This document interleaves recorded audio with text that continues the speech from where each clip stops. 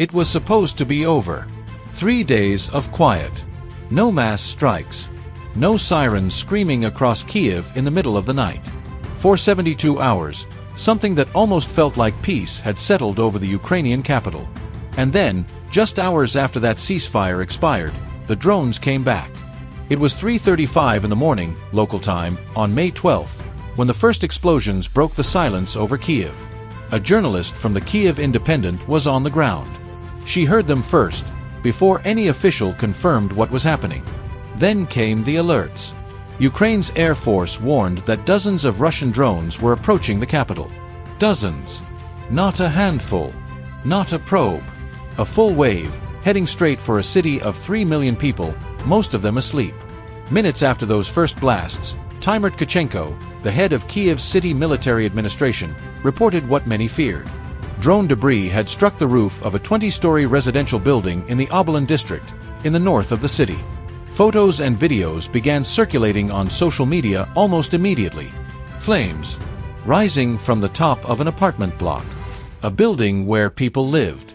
Where families slept. The full extent of the damage was still unclear in those early hours. But the message it sent, that was unmistakable. Now, to understand why this matters so much, we need to go back just a few days. On May 9th, US President Donald Trump announced a temporary ceasefire between Ukraine and Russia to last from May 9th through the 11th. 3 days. And to most observers watching closely, the timing was not a coincidence. May 9th is Victory Day in Russia, the date Moscow holds its grand military parade, celebrating the Soviet Union's victory in World War II. This year's parade was a major event for Putin.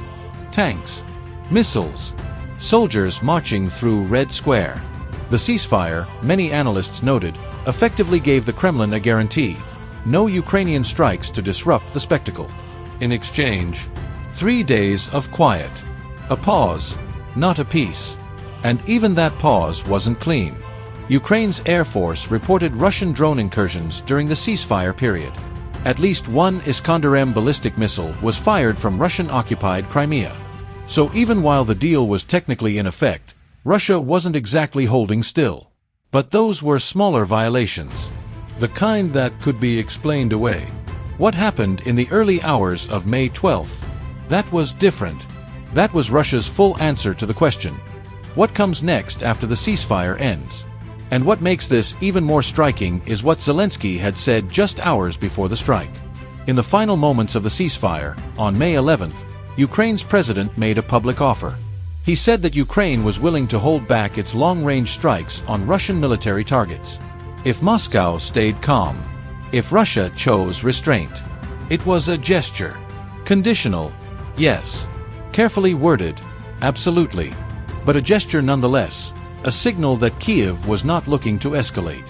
Russia's response came at 3:35 in the morning, in the form of dozens of drones aimed at a sleeping city. That tells you something about where this war stands right now. Here's the larger context that matters.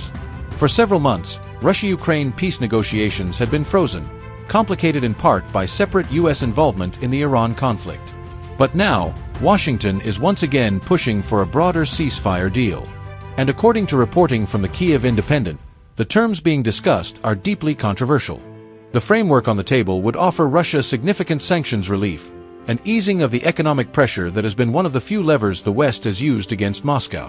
In exchange, Russia would agree to a temporary halt in fighting.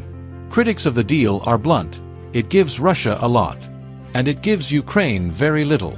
No territorial guarantees. No security commitments. Just a pause, while Russian forces remain on Ukrainian soil. And yet, Washington appears to be pushing Kyiv toward accepting it. This is the diplomatic reality behind the drone strike on Obolin.